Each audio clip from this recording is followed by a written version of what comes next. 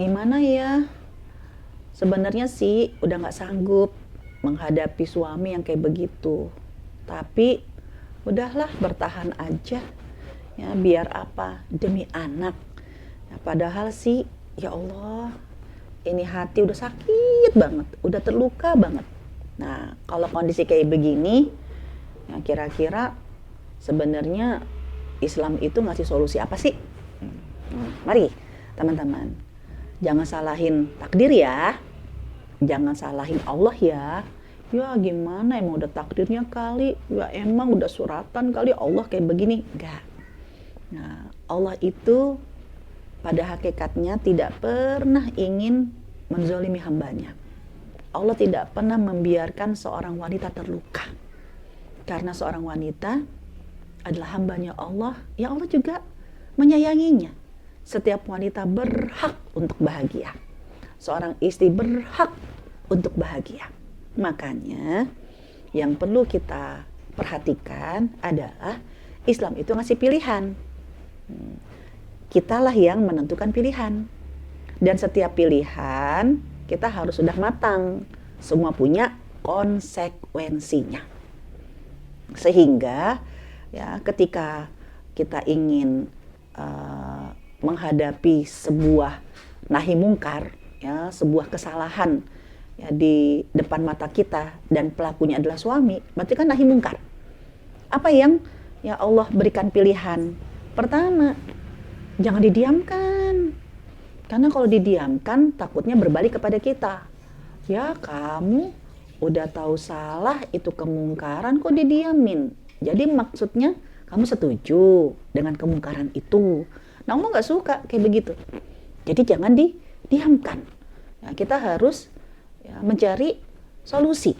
Ya ini jangan dibiarkan. Gimana cara jangan dibiarkannya?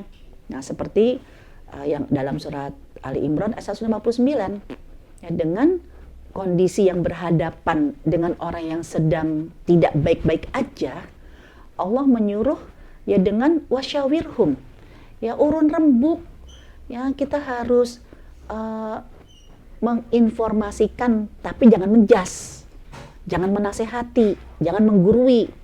Kenapa? Karena orang yang lagi melakukan kesalahan ya nggak mau, walaupun sadar itu salah nggak mau disalahin. Tapi wasyawirhum, urun rembuk. Ya urun rembuknya ya mungkin ya kita bisa duduk bersama ya minta solusi. Ya gimana nih? Kan kita ya punya kesepakatan. Kita punya anak-anak. Anak-anak ini punya ayah yang harus ya menjadi teladan. Dia anak-anak ini harus punya ibu yang juga teladan. Yuk Pak, ya kita cari solusi yuk. Ya ego kita mungkin ya kita lepaskan dulu, tapi cari solusi bersama yuk. Jadi jangan panik anakmu panik, jangan disalahin. Tapi ya kita mencoba untuk meminta bimbingan suami ya, karena biar bagaimanapun dulu pernah cinta kan, dulu pernah hormat kan, pernah sayang kan, karena suami kita bisa jadi orang baik kan, makanya dipilih sama kita. Nah kita coba ya urun rembuk, gimana dong ya bantu aku, kita cari solusi yuk, rumah tangga kita begini, jangan diam. Jadi ajak urun rembuk, lalu buat kesepakatan. Kalau ternyata udah ustazah tapi dia yang bikin kesepakatan, dia juga yang melanggar, nah, jangan diam. Karena Allah menyuruh agar nanti pada saat tidak memiliki kesepakatan, kita perlu ada pihak ketiga, namanya hakam. Ya, pihak ketiga yang adil bijaksana untuk mencari solusi. Yang satu mewakili pihak suami, yang satu mewakili pihak istri. Nggak mesti urutan nasab, tapi berkaitan dengan masalahnya adalah ya mencari solusi untuk duduk bersama-sama ya mewakili kita. Karena mungkin kalau ketemu ya kurang ngeklik, ya udah orang lain yang dipercaya ya untuk ya urun rembuk dari pihak yang ketiga. Kalau ternyata udah nih pihak ketiga mentok juga, ya udah ya kita musyawarah, ya hasilnya apa?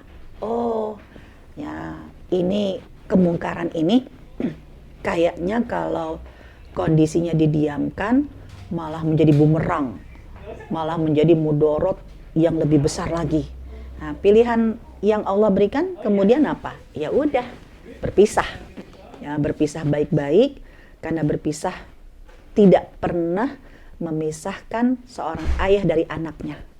Perceraian benar memisahkan suami dengan istri, tapi tidak pernah memisahkan orang tua dengan anaknya.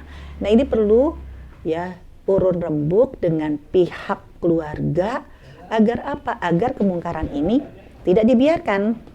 Namun kalau akhirnya udahlah nggak mau berpisah, biarlah kita bertahan ya dengan kondisi apapun juga nggak masalah, tapi harus kuat. Kuat apa?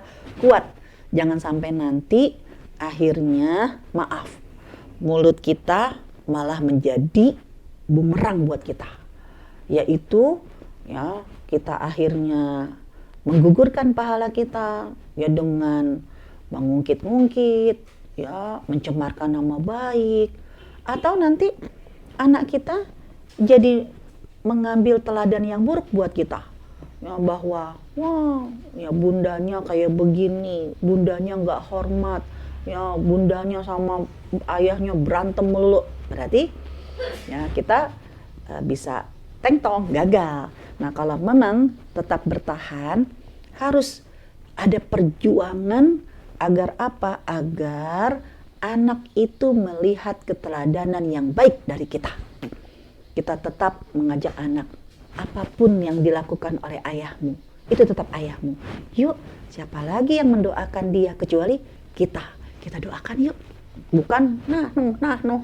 Ya, bukan menjelek-jelekan.